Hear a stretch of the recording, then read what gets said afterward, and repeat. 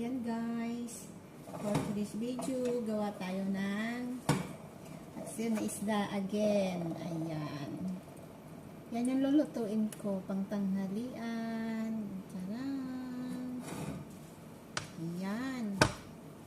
Lalagay natin yung sahog natin guys. Ipapailalim natin. Hindi lahat, para pang ano lang, pang absorb lang sa ilalim. Saka lalagyan din natin sa ibabaw mamaya para manunuot talaga yung sarap. Pag nagpapaksi talaga ako ng isda guys, nilalagyan ko ng kamatis. Lagay natin yung malaking ulo ng isda.